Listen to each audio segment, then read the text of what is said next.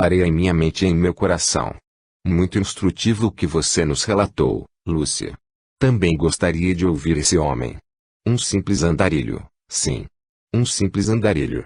Bem, Dr. Nelson, penso que chegou a hora de tomar-me conhecimento do terceiro manuscrito. Oh, sim. Vou buscá-lo. A propósito, Lúcia e Débora, já leram os anteriores? Já lemos, sim. Narciso e Roberto nos mostraram uma cópia. Muito bem.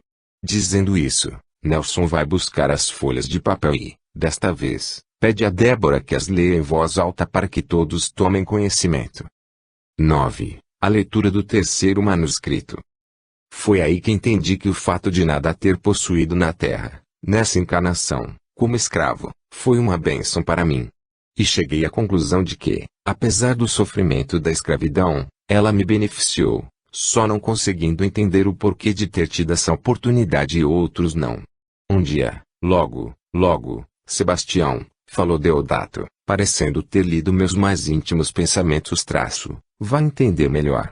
No momento, quero que saiba que o Espírito, Filho de Deus, vive muitas vidas, que chamamos de encarnações, a fim de aprender com as diversas experiências. E essa sua vida como escravo foi apenas uma delas. E como poderei aprender mais sobre tudo isso? Lendo livros sobre o assunto e participando de aulas a respeito. Mas nem sei ler. Vai aprender. Vai e poderá, então, ler o livro maior que encerra os ensinamentos mais importantes de Jesus. E quando começarei? Perguntei, entusiasmado. Assim que se recuperar bem e tiver uma noção melhor a respeito deste lugar que será seu lar, por uns bons tempos. Nesse momento, Deodato me pediu para que eu tentasse me levantar, apoiando-me nele, dizendo que iríamos caminhar um pouco. Não precisei fazer muito esforço para tanto e logo comecei a andar por aquele enorme salão, onde pude perceber muitas e muitas criaturas, a maioria de cor negra, deitadas em camas como a minha e, como já havia explicado, separadas por biombos. Caminhamos até chegarmos a uma porta que, com certeza, daria acesso ao ambiente externo. Nada ainda pudera ver porque as diversas janelas se encontravam localizadas bem no alto das paredes. E diversas pessoas, trajadas como Deodato, iam e vinham, trabalhando incansavelmente no atendimento aos ali internados, que gemiam ou choravam. Ainda pude perceber que outros se mantinham deitados, estáticos, como se estivessem em profundo sono. Vamos sair? Perguntei. Vou lhe mostrar. Dizendo isso, abriu a porta e pude ver, deslumbrado, imenso gramado com árvores muito frondosas, desconhecidas para mim, e bastante floridas. Percebi, também, que existiam diversos barracões como aquele em que eu estivera, todos dispostos em forma de uma ferradura, tendo, ao centro, um outro maior que os demais e mais alto. Deve haver muitos espíritos aqui, observei. São muitos, sim, Sebastião.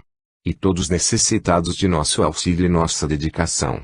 Na abertura do formato de ferradura, em que estavam dispostas as construções, havia uma estrada, um caminho que se perdia longe, em grande descida. E esse barracão maior, no centro, é diferente dos outros? Perguntei, percebendo, também, grande movimentação nele. Aliás, eram muitas as pessoas a andarem para lá e para cá, todas me parecendo com destino certo, ou seja, ocupadas com algum tipo de trabalho. Esse barracão abriga a escola onde aprenderá a ler, escrever e estudar os livros. Também, ali, se proferem aulas sobre como tudo funciona e ensina-se a trabalhar para Jesus. Trabalhar para Jesus? Sim. Tudo o que fizermos em benefício do próximo, Sebastião, é considerado um trabalho para Jesus. Vejo muitos negros aqui e muitos brancos, também. Na verdade, este é um dos locais construídos para ajudar os espíritos que estiveram envolvidos com a escravidão, principalmente os negros escravos, muitos deles ainda em estado de revolta e ódio, mas que já podem ser auxiliados por nós. Nem todos já podem ser auxiliados. A vida não dá saltos, Sebastião. Existem os sofredores que desejam ser auxiliados e os que não e que preferem lutar por uma vingança com as próprias mãos. Mas, um dia, serão auxiliados, também. Entendo. E poderei fazer alguma coisa para ajudá-los? Sim, e é o que esperamos que faça, Assim como muitos outros que aqui se encontram, mas que ainda não se encontram em condições. Quando se recuperarem como você, poderão fazer muito pelos irmãos que sofrem. Mas terei de aguardar muito tempo para começar a trabalhar? Dependerá do esforço que fizer para aprender. Em qualquer trabalho, é preciso que, primeiro, se aprenda a manejar a ferramenta necessária. Como fazer uma boa aração se não aprendermos a manejar a enxada? Você tem razão. Quero aprender. Muito bem, Sebastião. Vou lhe apresentar a sua professora. Professora? Sim. Com ela, aprenderá a ler e escrever. Mas isso vai demorar muito. E o que significa o tempo para nós, espíritos eternos? É preferível realizarmos um bom trabalho, no momento certo e preparados para isso, do que um mau empreendimento, simplesmente porque não tivemos a paciência e a perseverança de bem aprender. E não se preocupe. Antes de aprender a ler, aprenderá muito sobre os ensinamentos de Jesus, nosso irmão maior, nas aulas faladas. Fique tranquilo. Deodato me apresentou, então, a professora, a senhora Durvalina, que gentilmente me recebeu e, com muito carinho e paciência, iniciou-me no mundo das letras. Não foi fácil, principalmente a parte da escrita, pois minhas mãos, principalmente meus dedos, ainda se encontravam muito endurecidos pela rudeza com que eu trabalhara quando encarnado. E essa foi uma das lições aprendidas, a de que não nos transformamos após a morte do corpo físico. Carregamos conosco, na forma física, tudo o que fomos. Alguns espíritos, ao desencarnarem, por merecimento, se renovam, rejuvenescem na aparência. Outros, como já tive a oportunidade de encontrar, possuem forma e aparência bastante disformes e horríveis aos nossos olhos, como consequência de seus atos mesquinhos e danosos. Mas, voltando ao assunto das aulas com a irmã Durvalina, após algumas semanas, disse-lhe: Irmã Durvalina, por que dispensa tanto tempo comigo? Tenho tanta dificuldade em traçar as letras. Ler, para mim, já é mais fácil. Penso que estou aprendendo bem. Mas, escrever, meus dedos ainda se encontram muito travados. Creio que o tempo gasto comigo poderia ser melhor empregado pela irmã no ensino aos mais adiantados. Sebastião, aprenda uma coisa: na vida, temos de auxiliar mais os que mais necessitam. E assim deve ser por toda parte. Muitas vezes, os homens não sabem fazer essa distinção e deixam de cumprir sua obrigação para com os mais necessitados, perdendo grandiosa oportunidade de servir a Jesus. O tempo foi passando e já conseguia ler uma cartilha de alfabetização e traçar a maioria das letras ditadas pela professora, formando diversas palavras. Frequentava as aulas faladas, onde minha maior preferência era pelo Evangelho segundo o Espiritismo, o mesmo que já havia sido ditado pelos Espíritos ao abnegado missionário de Cristo, Allan Kardec. Aprendi, também, sobre as outras obras, o Livro dos Espíritos, o Livro dos Médiuns, o Céu e o Inferno e a Gênese. Na verdade, os estudos nos ocupavam quase o dia todo e não nos cansávamos, sorvendo todo aquele conhecimento de uma maneira muito fácil, pois as vibrações de paz daquele local nos propiciavam essa facilidade. Até que tive um dos momentos mais felizes de minha vida. Logo após a última refeição do dia, antes de me recolher, Deodato me chamou em sua sala de trabalho e me disse: Sebastião, irmã Durvalina me informou que você já poderá ler outros livros que não sejam a cartilha. O que me diz? Bem, posso tentar. Não sei se a minha lentidão em formar as palavras terá a velocidade necessária para que eu não me perca com elas e não venha comprometer o significado da frase. Deve tentar, sim. E, com este livro que vou lhe dar, tenho certeza de que conseguirá, porque será auxiliado pelo seu conteúdo e, com ele, tenho certeza, tudo será mais rápido. E que livro é esse? Este, respondeu-me Deodato, levando-me as lágrimas, quando me estendeu aquela obra. Não podia acreditar no que os meus olhos estavam vendo.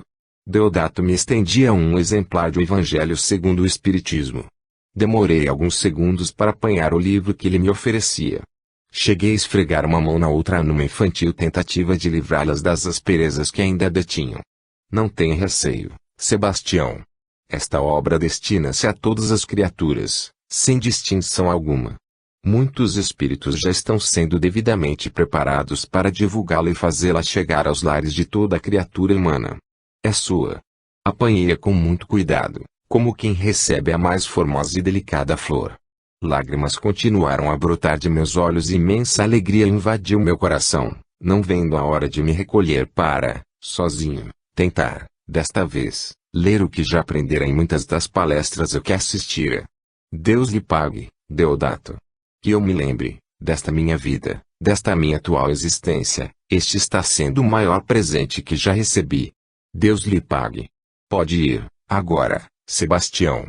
Verá como lhe disse que não terá dificuldades em ler e entender. Despedi-me e fui para o meu alojamento, num outro barracão, entre os destinados àqueles que já possuíam condições de colaborar e trabalhar em prol dos mais necessitados. Sentei-me em minha cama e coloquei o livro sobre ela, ao meu lado. Ainda chorava. Não acreditava. Permaneci por algum tempo olhando para aquela bênção, até tomar coragem de abri-la. Enxuguei as lágrimas e, finalmente, abri uma página ao acaso e um ponto pareceu iluminar-se e, sem muita dificuldade, li: amar o próximo como a si mesmo, fazer para os outros o que quereríamos que os outros fizessem por nós, e compreendi, com uma compreensão que não sei explicar, que a nossa verdadeira e real felicidade depende da felicidade do próximo. E continuei a ler e a chorar porque percebi uma grande facilidade na leitura, quanto mais eu lia. E precisava, a todo instante, afastar o livro para que minhas lágrimas não viessem a cair sobre ele, o que algumas vezes não conseguia, procurando enxugá-lo com os punhos de minha camisa, até adormecer, abraçado com ele. Mais um bom tempo se passou e, além dos estudos, também trabalhava na limpeza de algumas alas, juntamente com outros companheiros, e por vezes, era chamado a manter uma conversa com algum outro necessitado que já se encontrava em fase de recuperação. De outras, chegava algum escravo resgatado das sombras, solicitando falar com algum preto velho e me chamavam. Para que entendam o porquê disso, posso dizer que, no tempo da escravidão, os negros mais idosos eram considerados os mais sábios e aconselhavam os mais novos. Não que, como no meu caso, tivesse alguma sabedoria, mas, com certeza, possuía mais experiência, conhecendo melhor as reações dos patrões e as reações da própria vida e do destino e as consequências futuras para algum ato complicado. Na terra, quando encarnado, consegui livrar muitos jovens de fatal castigo, pelo fato de tê-los aconselhado. E, quando menos esperava, Deodato me chamou e solicitou os meus préstimos para uma tarefa, dizendo-me que ela em muito me beneficiaria. Estou às suas ordens, meu irmão, disse-lhe. De que se trata? Bem, Sebastião, você já deve imaginar que sua última encarnação, como escravo, somente pode ter sido provocada por seu passado ou, melhor me exprimindo, por uma encarnação anterior em que angariou muitas dívidas e que esta última lhe serviu como um grande aprendizado. Tenho certeza disso, Deodato, e, se de nada me lembro, agradeço a Deus pela sua bondade em nos conceder o esquecimento de nosso passado. Muito bem, Sebastião. Agora, preciso lhe dizer algo muito importante. Por vezes, pensamos que nossos algozes nos causam mal porque simplesmente se comprazem com a dor alheia, sem atinarmos que, na verdade, trazem dentro de si, de forma latente, um ódio causado por nós mesmos em distante passado e que cabe a nós libertá-los do sofrimento em que ainda se encontram por terem causado esse mal no presente. Poderia me dar um exemplo? Estou falando dos feitores das fazendas que tiveram a incumbência de castigar os negros de forma tão cruel. Os feitores. Isso mesmo. Basta que você se recorde dos feitores que encontrou em sua vida de escravo e se lembrará que não era qualquer homem que se dispunha a açoitar os escravos. Na verdade, muitos dos trabalhadores das fazendas se negavam a ter essa incumbência, enquanto que outros ansiavam por ela. Realmente, Deodato tinha razão. Já havia visto muitos homens taparem os ouvidos para não terem que escutar os gemidos dos escravos, e outros que, ao contrário, tudo faziam, até mesmo algumas intrigas, para terem a oportunidade de aplicar feroz punição aos negros. Você tem razão. E pelo que consigo entender, esses homens, esses feitores, sofreram, um dia, em nossas mãos. Mas, na África? Com certeza, não. Devem ser passagens de outras épocas muito mais remotas. E só pode ter sido de todo um povo, porque nós, negros escravos, somos muitos. E que tarefa é essa que você quer me proporcionar? A de auxiliar essas criaturas que hoje sofrem pelo mal que cometeram. Mas esses feitores não tinham de cometer essas punições para que, com elas, aprendêssemos a lição? Se tiveram, por que sofrem por isso? Sebastião, assim como no passado, os povos não têm que subjugar outros povos e nem escravizar seu semelhante, pois ninguém reencarna com a missão de cometer o mal. É a vida que, em seu processo de ação e reação, promove esses reencontros e situações para que o aprendizado se faça espontaneamente. Entendo. Isso quer dizer que, hoje, temos de trabalhar em benefício dessas criaturas, ou melhor, dos feitores que nos açoitaram porque ainda temos enormes dívidas para com eles. Dívidas, sim. As primeiras, do longínquo passado, somadas a estas últimas, que os fizeram se comprometer com o mal. Com isso, passo a entender que as vítimas de hoje, certamente, já foram provocadoras de sofrimento no ontem. Bem entendido, Sebastião. E o que quer que eu faça? Estaremos recebendo, hoje, um desses homens. E eu conheço. Sim. Trata-se de Celestino. Celestino? Mas ele já desencarnou há muito tempo. Bem antes de mim. Ainda passa por sofrimentos. No início, foi capturado por escravos e passou muito tempo nas mãos desses infelizes irmãos, que o faziam trabalhar para eles, ao mesmo tempo em que lhe infligiam duros castigos. Meu Deus! E conseguiram resgatá-lo, agora. Somente o conseguimos porque Celestino, depois de muito sofrer, dirigiu seus pensamentos a Deus e suplicou sua misericórdia, com sincero arrependimento no coração, o que fez com que conseguisse vislumbrar os espíritos, trabalhadores de Jesus, permitindo que estes o libertassem. E o que terei de fazer? Basta que converse com ele e ele sinta que, com sua ajuda, pode começar um novo caminho no bem.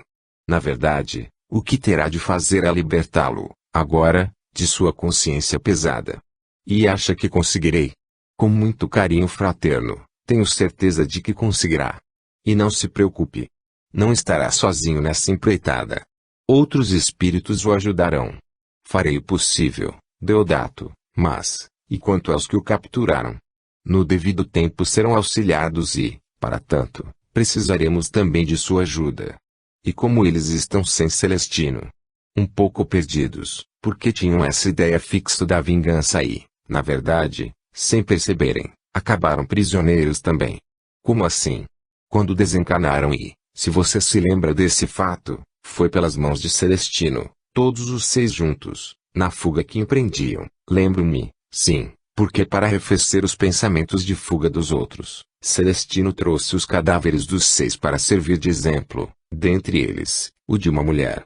Certo.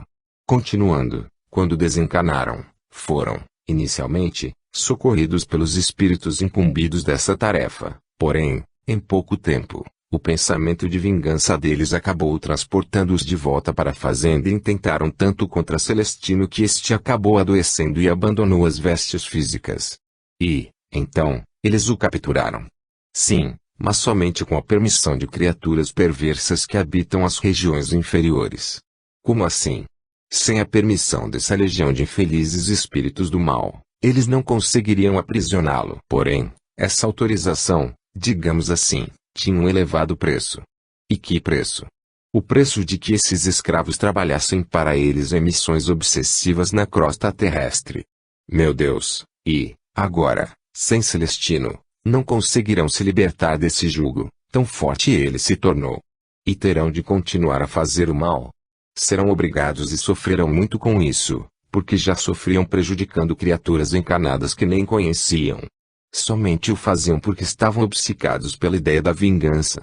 Então, precisam, mesmo, de auxílio. Sim, e essa tarefa é de nossa competência. E os dessa legião? Também precisam de ajuda. Você tem razão, mas tudo tem sua hora certa. Ainda não se encontram em condições de serem resgatados e, quando forem, serão por outras equipes socorristas, mais afetas a esse trabalho. Entendo e quero ajudar a todos. Deve começar por Celestino. E quando o encontrarei? Creio que daqui a algumas semanas, quando outra equipe o tiver atendido, pois não se encontra, ainda, em condições de ouvi-lo. Celestino está como que anestesiado, deverá despertar aos poucos e receber o tratamento necessário para que venha a recompor-se. 10. A conversa de Dona Elsa com seu Agenor. Aos poucos, as pessoas vão deixando o recinto da sala de refeições do albergue, somente permanecendo Dona Elsa, os demais diretores, os voluntários, que começam a lavar as louças, fazer a faxina, e seu Agenor, a quem a senhora solicitou permanecesse mais um pouco, antes de ir para seu quarto, pois gostaria muito de conversar com ele. Quero lhe agradecer, Dona Elsa, pela excelente refeição e pelo carinho que nos dispensaram. Mas a senhora queria falar comigo. Sim, seu Agenor. Sente-se aqui, pede, mostrando uma das cadeiras e sentando-se em outra à sua frente e os outros ao seu lado. Bem, gostaria de saber um pouco mais sobre o senhor, se isso não for uma grande indiscrição de minha parte. De modo algum, senhora, apesar de que pouco teria a lhe falar. Sei que as pessoas têm um pouco de curiosidade sobre mim, porque tenho falado aos irmãos a pedido de alguns centros espíritas, nos quais me hospedo ou, simplesmente, me alimento. E a curiosidade é movida simplesmente pelo fato de que sou um andarilho e falo a respeito da doutrina espírita. Mas não vejo nada de especial nisso. Os espíritas podem e devem falar com as pessoas. Realmente, trata-se de uma curiosidade de minha parte e creio que o senhor deve entender, porque é difícil encontrar uma pessoa como o senhor, um andarilho, conhecer a doutrina. Penso que há um passado diferente e é nisso que deve morar a curiosidade. Com toda certeza. Acontece, Dona Elsa, que, como já disse, não sou um adepto da pobreza e nem da ociosidade, e a prova disso é que procuro trabalhar, vendendo coisas para sobreviver. Sim. Inclusive, falou a respeito disso hoje. Bem, vou tentar lhe relatar um pouco de minha vida, bem rapidamente, para não lhe tomar muito tempo. Tive uma vida normal como tantas outras pessoas. Infância feliz, sem necessidades, pois meu pai possuía modesta indústria de artefatos metálicos, na verdade, peças de acabamento para outras empresas. Quanto a isso, gostaria de não lhe revelar que tipo de peças eram essas, pois não desejo ilações a respeito, no sentido de se conjecturar que empresa poderia estar envolvida no ocorrido. Compreendo, como estava lhe dizendo, tive uma infância bastante feliz. Na adolescência, conheci a doutrina espírita, através de um livro que me emprestaram, e parecia-me que aqueles ensinamentos vinham ao encontro do que eu imaginava como seria a vida. Comecei, então, por conta própria, a frequentar a mocidade espírita de um centro e li muitas obras a respeito, estudando sempre.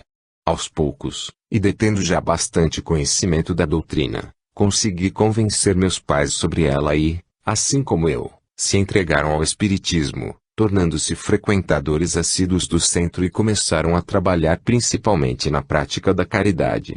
Aos 26 anos, já formado numa escola superior, passei a trabalhar com o papai em sua pequena indústria. Alguns anos depois, ele desencarnou num acidente na fábrica e, logo depois, minha mãe, vítima de um aneurisma cerebral. Mais alguns anos se passaram e, por causa de uma crise financeira, tive de vender a fábrica e tudo o que tinha para saldar todas as dívidas e, praticamente, da noite para o dia, empobreci totalmente. E tornou-se um andarilho. No início foi muito desesperador. Sem ninguém, sem um tostão nos bolsos, recorri ao centro e lá pude permanecer por alguns dias a mais do que poderia, numa exceção feita a mim, já que lá, assim como aqui, existem regras que têm de ser respeitadas. Fazia minha única refeição às noites e, durante o dia, procurava emprego. Cheguei a procurar algumas pessoas, conhecidas minhas, do ramo em que eu trabalhava, porém, acabei desistindo porque me prometiam encontrar algum trabalho, mas nunca recebi a resposta. Até que percebi que no albergue do centro não deveria permanecer mais, porque estava servindo de mau exemplo para aqueles que solicitavam ficar mais tempo hospedados e isso não era permitido além dos 3 dias. E já estava causando um certo embaraço para os dirigentes da casa. Foi quando um dos voluntários conseguiu para mim endereços de albergues pela região para que eu fosse fazendo um rodízio até encontrar uma solução para o meu caso.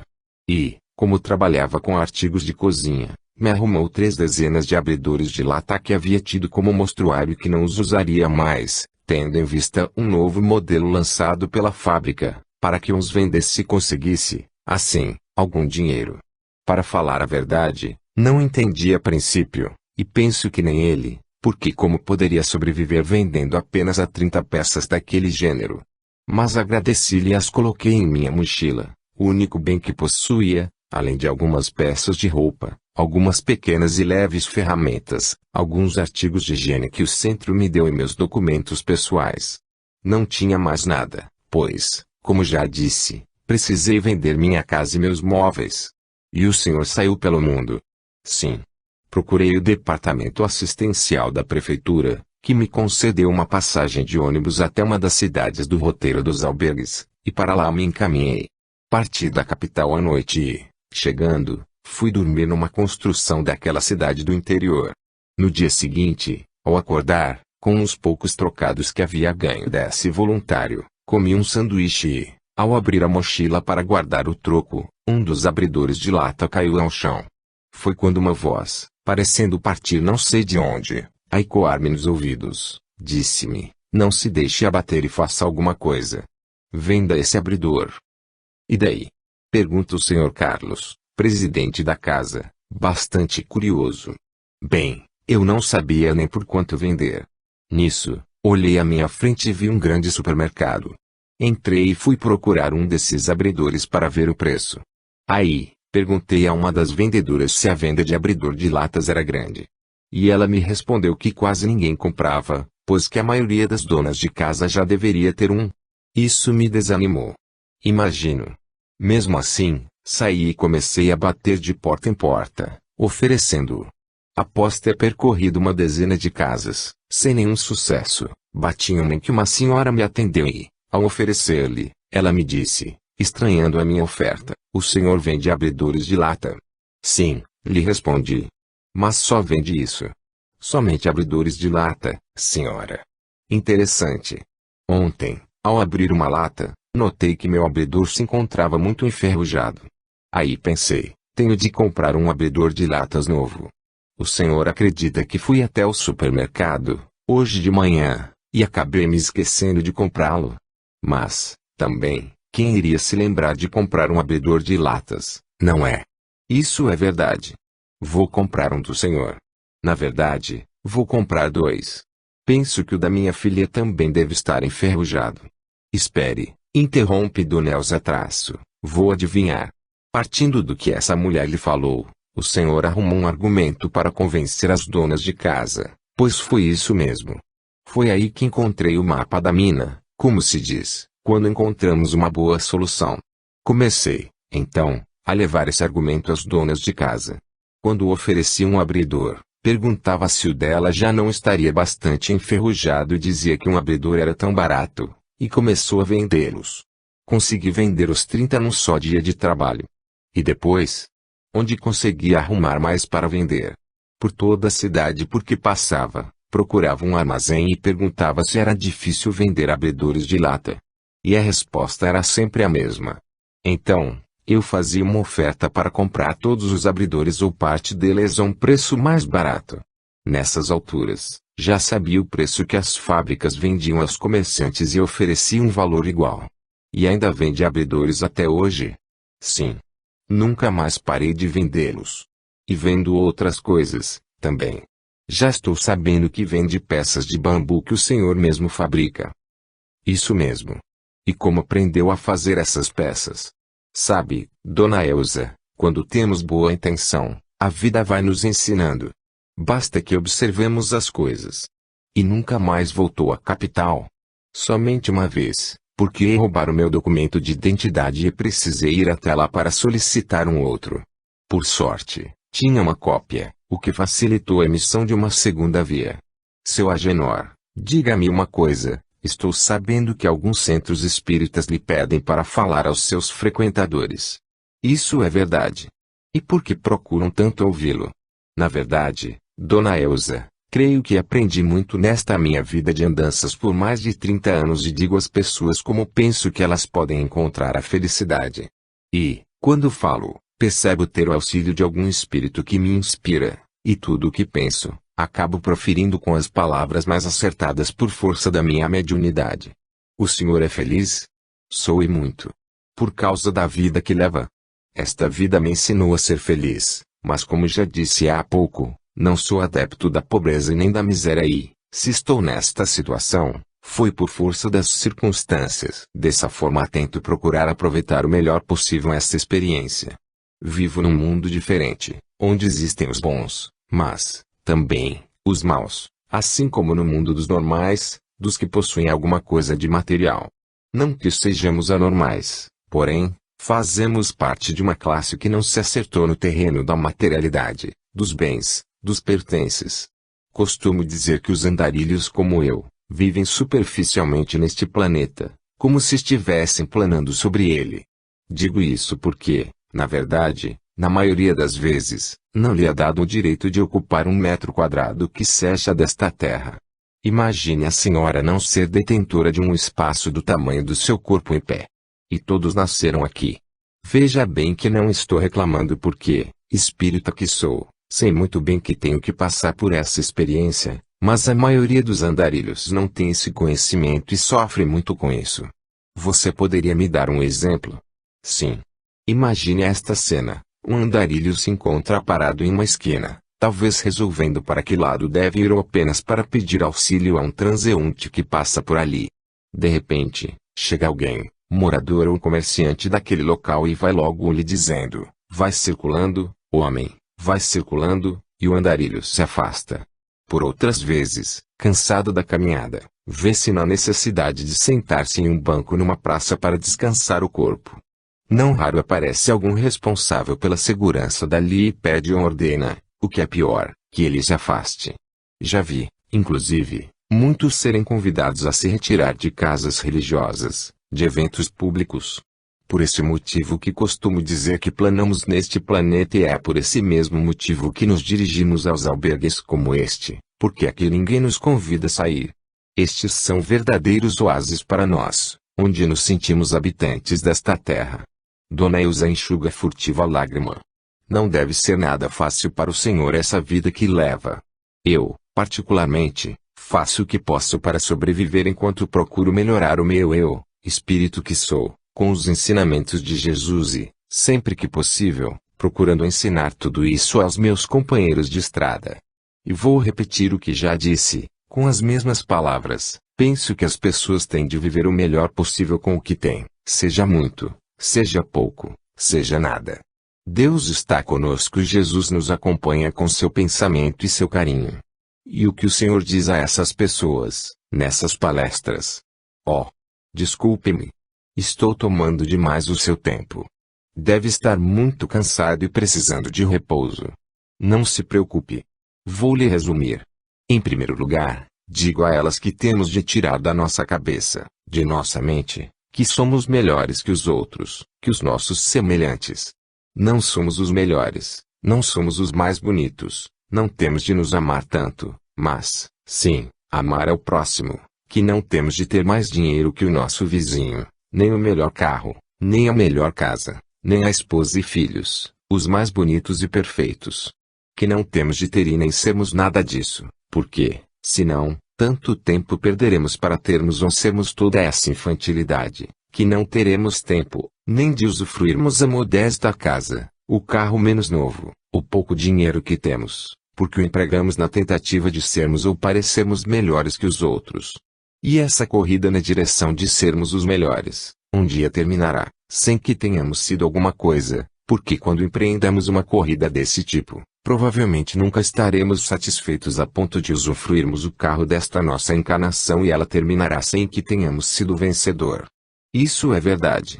E nem teremos alcançado a tão proclamada autoestima, porque estaremos sempre lamentando que somos por melhores que sejamos.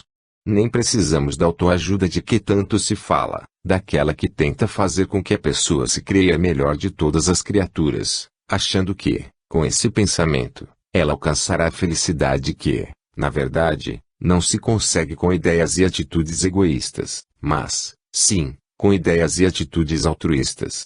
O que se necessita é da autoajuda, ou seja, da ajuda do alto, que já conhecemos, os ensinos de Jesus. Ele já nos ensinou a sermos felizes, com a simplicidade e com a alegria do próximo. E eu lhe confesso, seu Agenor, que, mesmo sabendo de tudo isso, tenho dificuldade em ser totalmente feliz, mas vou tentar me lembrar sempre de tudo o que me disse hoje. Eu não lhe disse nada de novo, Dona Elsa. E lhe recomendo uma diretriz bastante simples: fale às pessoas sobre isso porque, quanto mais falar, quanto mais recordar essa verdade, mais e mais essa ideia será assimilada em seu coração e em sua mente e verá que, em pouco tempo, estará vivendo essa realidade. Pois vou fazer isso. A propósito, seu Agenor, gostaria que, se fosse possível, o senhor permanecesse por mais tempo nesta cidade. Mais de 3 dias. Isso mesmo. E se não houver vaga no albergue, lhe arrumo um local para ficar. Mas para quê? Depois de amanhã, domingo, iniciaremos uma feira de livros espíritas na praça principal e gostaria que participasse dela. Na verdade, estamos precisando de alguém que permaneça na feira no horário de almoço e, como me parece conhecer a fundo a doutrina, seria de grande ajuda para nós. Com o senhor, ficará uma pessoa encarregada do caixa. E quanto à feira, se pudesse participar dela por mais tempo durante o dia, ficaríamos muito gratos. Creio que poderia nos ajudar a realizar o atendimento fraterno que colocamos à disposição de algumas pessoas que para lá vão à busca de consolo, esclarecimentos, enfim, auxiliar criaturas necessitadas de uma palavra de ânimo. Sempre fazemos isso nas feiras que realizamos. E nem precisaria se preocupar em vender seus abridores de latas ou seus objetos de bambu para ter condições de se alimentar no horário do almoço. O senhor poderia almoçar por nossa conta, não é, seu Carlos? Estou de pleno acordo e penso que teve uma feliz ideia. O que me diz? Pergunta a senhora seu Agenor. Bem, fico-lhe muito grato pelo oferecimento e muito me agradaria poder falar às pessoas necessitadas, porém, não posso aceitar essa alimentação. E por quê? Não me sentiria bem. Afinal de contas, existem outras criaturas que se encontram nesta mesma condição que eu. O que posso fazer é o seguinte: na parte da manhã, procurarei vender meus produtos. Na hora do almoço, estarei lá para permanecer enquanto os outros fazem sua refeição. E à tarde, até a noite, permanecerei na feira, auxiliando no que for preciso. Pode ser assim? Dona Elsa emociona-se com a preocupação de seu Agenor em não se servir dos conhecimentos que tem para obter um tratamento diferenciado. Do jeito que o senhor achar melhor. Combinado, então? Tudo bem. Até domingo. 11. A leitura do quarto manuscrito. Alguns dias depois, encontram-se reunidos Nelson, Mara, Roberto e Narciso para a leitura do quarto manuscrito, e é Mara quem se encarrega de lê-lo. Continuavam meus estudos, mas sempre com pensamento em Celestino e orando por ele, até que, passadas algumas semanas, Deodato voltou a me falar sobre o assunto. Sebastião, penso que chegou o momento de seu encontro com o feitor Celestino. Hoje? Daqui a pouco. E como ele está? Encontra-se calmo, mas ainda com os pensamentos bastante confusos e embaralhados pelo que passou e pela dor na consciência, por todo o mal que causou a tantos negros. Tudo bem. Alguma recomendação, Deodato? Apenas faça o que seu coração lhe mandar, com muito carinho e paciência. A propósito, até agora ele ainda não viu nenhum negro, apenas por uma questão de não piorarmos a sua situação. Você vai ser o primeiro. Podemos ir? Podemos. Encaminhamo-nos, então, até um dos barracões e, após percorrermos vários leitos, Deodato deslocou um biombo e pôde ver Celestino, que se encontrava deitado, mas com as costas recostadas em travesseiros. Um enfermeiro encontrava-se ao seu lado. Quase não o reconheci, tamanha a deformidade em suas faces. Seu olhar se encontrava fixo em algum ponto à sua frente. Celestino, chamou Deodato. Como se sente hoje? O homem não desviou o olhar daquele ponto fixo, parecendo não ouvir. Celestino, chamou, novamente, o amigo. Nesse momento, Celestino ouviu o chamado e, lentamente, dirigiu seu olhar para Deodato. Estou aqui, respondeu, fracamente. Trouxe um amigo para falar com você. Amigo? Não tenho amigos. Nunca tive amigos. Mas este aqui diz ser seu amigo. E quem é? Deodato dirigiu-me um sinal para que me aproximasse. Este homem, aqui. Olhe para ele. Aqui do meu lado. O feitor olhou-me e seus olhos se esbugalharam de pavor. E começou a gritar: não! Não!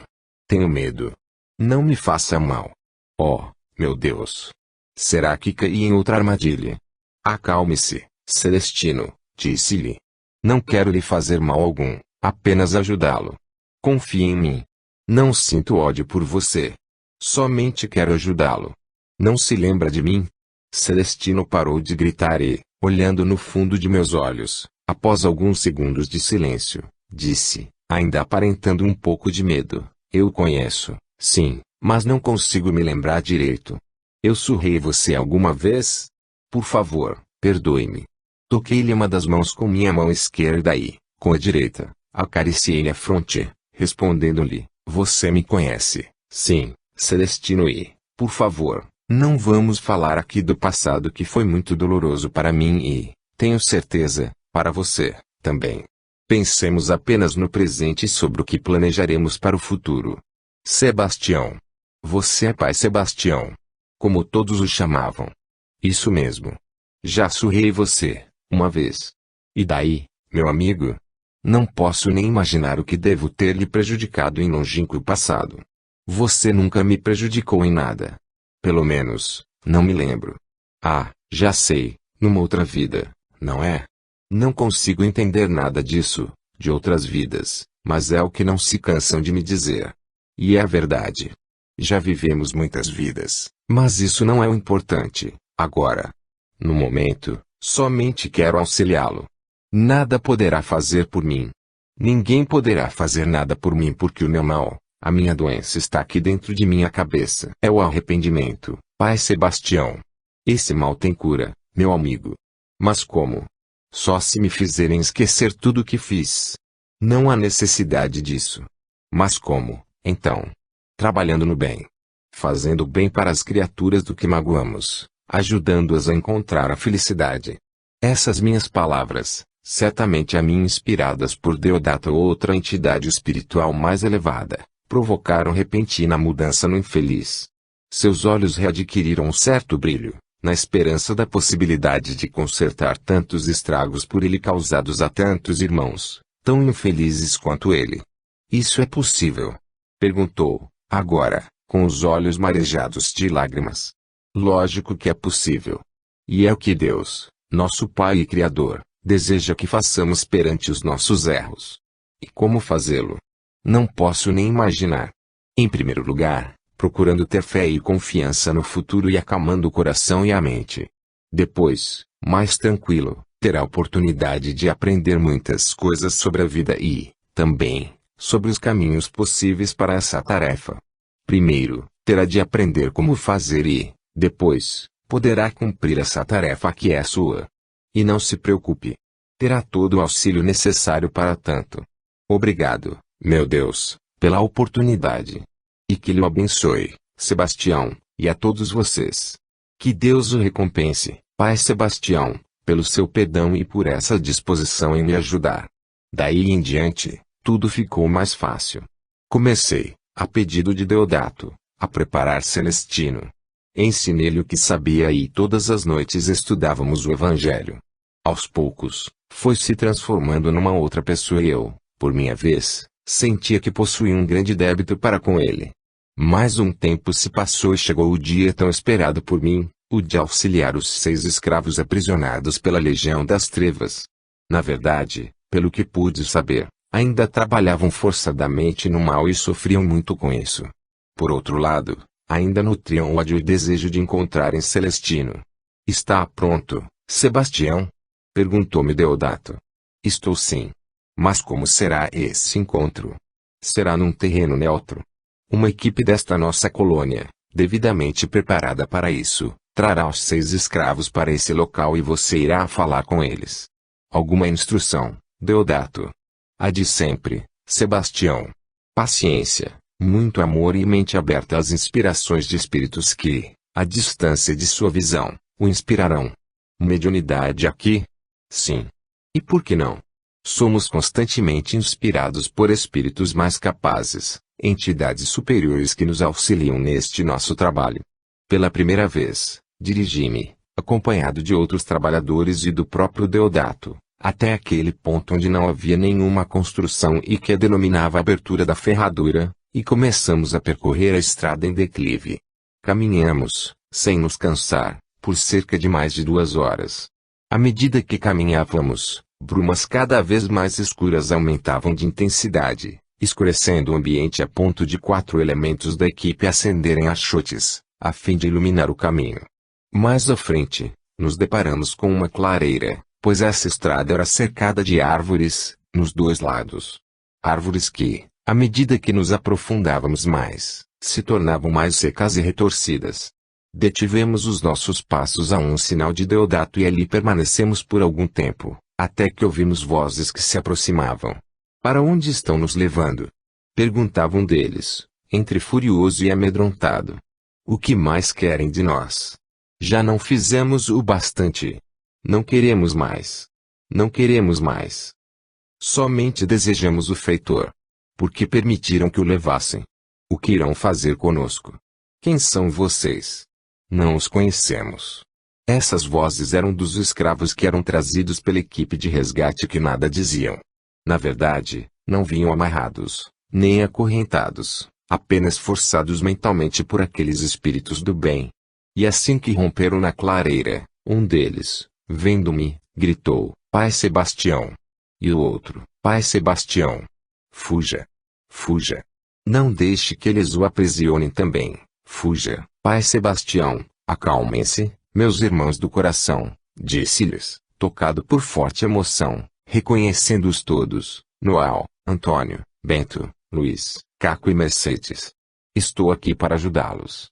Fuja. Nada poderá fazer por nós. Somos prisioneiros. Estamos aqui para libertá-los, insistiu calmamente. Por favor, sentem-se, pediu-lhes um dos integrantes da equipe que os trouxera, com muito carinho na voz. Vocês não fazem parte da legião? Não. Eles não fazem parte da legião que aprisiona vocês, respondi. São espíritos trabalhadores do bem. E os trouxeram até aqui para que possamos auxiliá-los. E o que poderão fazer por nós? E que interesse tem? Calma, já lhes disse, o de auxiliá-los, como Jesus nos ensina. Jesus. Você fala como um padre, Pai Sebastião.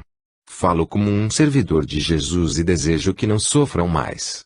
E a escrava, então, tomou a palavra. Não queremos mais sofrer e nem fazer outros sofrerem. Na verdade, o nosso sofrimento atual está sendo provocado pelo mal que fazemos a inocentes que nem conhecemos, amando da legião. Não queremos mais essa vida. Só queremos de volta o feitor, disse um ao outro. Você o conhece, Pai Sebastião. Ele se chama Celestino. E para que o querem? Para fazermos justiça. Já não se banquetearam o bastante com o sofrimento desse infeliz? Infeliz? Ele nos assassinou. É um assassino. Ele está arrependido por tudo o que fez. Arrependido? E você acredita nisso? Espere, disse outro. Se você sabe que ele está arrependido é porque sabe onde ele se encontra. Esteve com ele. Sim. Eu sei onde ele se encontra e estive com ele, sim. Então, nos diga, Pai Sebastião. Precisamos apanhá-lo. Será que não percebem o que estão fazendo e o que já fizeram? Dizem que sofrem em fazer o mal a criaturas inocentes. Não se arrependem disso? Nos arrependemos, sim, e como já disse, sofremos muito com isso. E por que continuam a praticar o mal? Porque somos obrigados. Ninguém pode obrigar ninguém a fazer o mal. Eles podem. Se não obedecemos, nos castigam. Libertem-se deles. Libertar-nos. Como?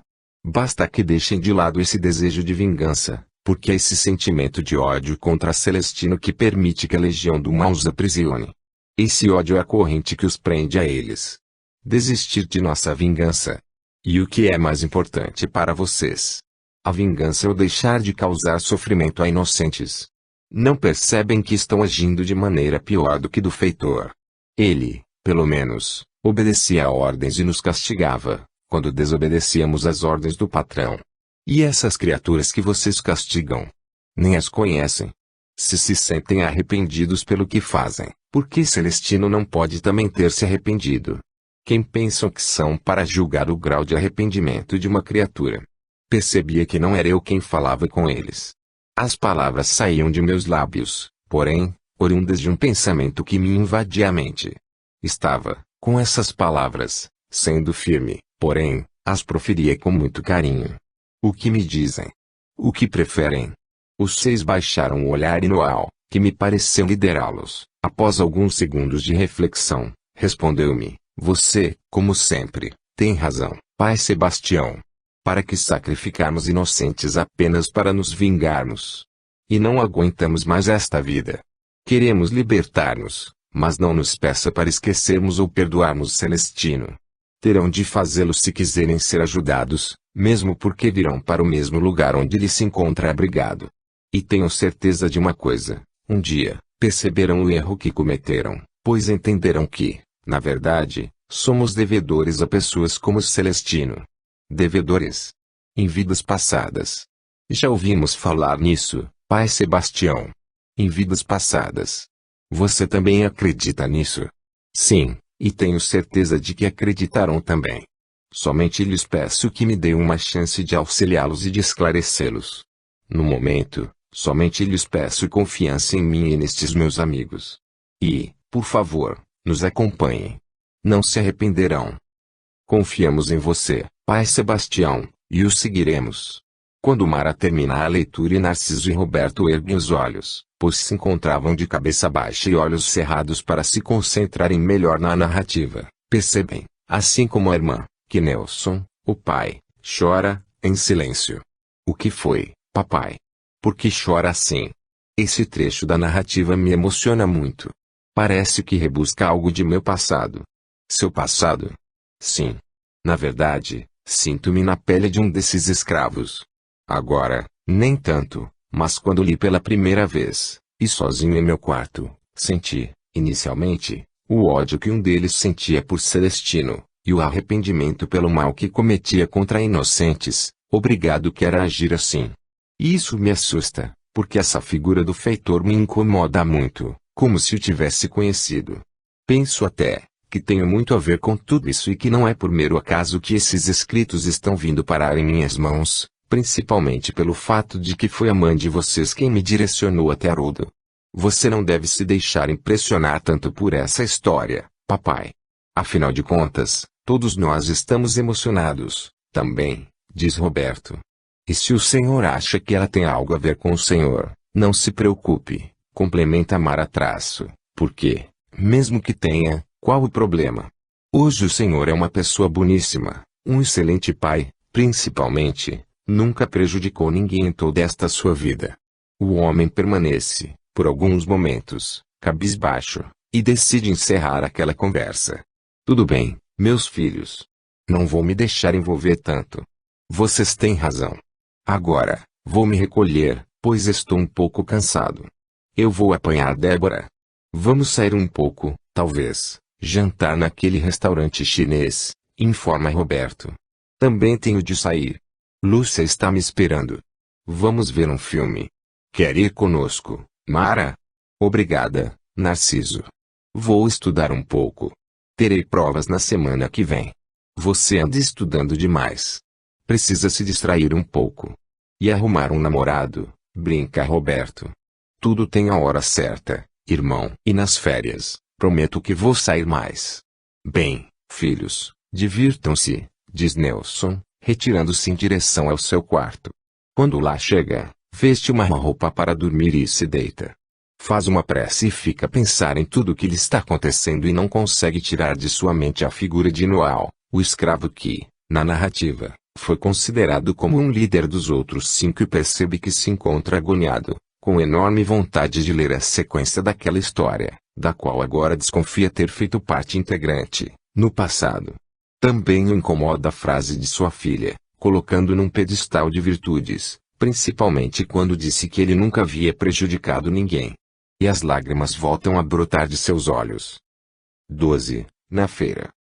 No domingo, às 8 horas da manhã, ocorre a abertura da 8ª Feira do Livro Espírita na praça central daquela cidade interiorana, onde, naquele momento, se encontram toda a diretoria do Centro Espírita, seus voluntários, chegando a mais de 100 de pessoas.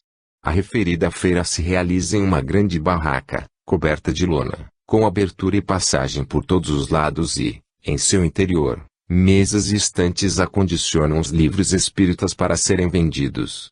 Nesse momento, o presidente da instituição faz uma prece de agradecimento, rogando ao alto que os abençoe naqueles dias em que ocorrerá tão esperado evento anual. Seu Agenor já se encontra no meio das pessoas, assistindo a tudo. Dona Elsa, quando vê, o chama, a fim de que chegue mais próximo a eles. Na verdade, o comentário sobre seu Agenor já havia tomado conta dos frequentadores da casa durante todo o sábado e muitos queriam conhecê-lo e, se possível, até mesmo, falar com ele. E, nesse momento, em que o andarilho humildemente se aproxima de Dona Elsa, todos os olhares convergem para sua pessoa e um discreto murmurinho se faz ouvir dentre os presentes. Seu Agenor deve ser aquele homem ao lado de Dona Elsa. Diz uma senhora a outra que se encontra ao seu lado. Bastante simpático ele. Dizem que faz milagres, comenta um senhor. Ouvi dizer que o maior milagre dele, sai de suas palavras, argumenta mais outra. Gostaria muito de lhe falar. Dona Elsa disse que ele ficará aqui na feira todos os dias, a partir das 12 horas. Pois virei conversar com ele. Pelo jeito, haverá fila, comenta uma velhinha. Nesse momento, começam as apresentações, pois todos querem cumprimentar seu Agenor e conhecê-lo mais de perto. Gostaria de comprar um abridor de latas, seu Agenor. E eu quero um Senhor dos Ventos. E o espírito do bambu? Pergunta uma mocinha. Vai nos mostrar? Por favor, esperem um pouco, pede Dona Elsa, erguendo a mão direita, como que para chamar a atenção. Um momento, por favor. Seu Agenor, agora, tem de trabalhar e voltar às 12 horas. Se alguém quiser comprar algum de seus produtos, por favor, aguarde do lado de fora da feira e seu Agenor terá todo o prazer em atendê-los. Por favor. Algumas pessoas se retiram, aguardando a presença do andarilho que, acabrunhado e meio sem jeito pela situação constrangedora para ele, afasta-se da barraca, dirigindo-se até algumas dezenas de metros com as pessoas o seguindo. Fazem uma fila e passam a adquirir seus abridores de lata e demais objetos de bambu, tendo que alguém intervir para que cada um dos interessados compre apenas uma das mercadorias. E seu Agenor dá graças a Deus quando tudo o que tem para vender se esgota, prometendo providenciar mais, assim que possível, apesar de saber que, em tão curto espaço de tempo, apenas conseguirá arranjar abridores de lata, pois os objetos de bambu ele levaria algum tempo para confeccionar.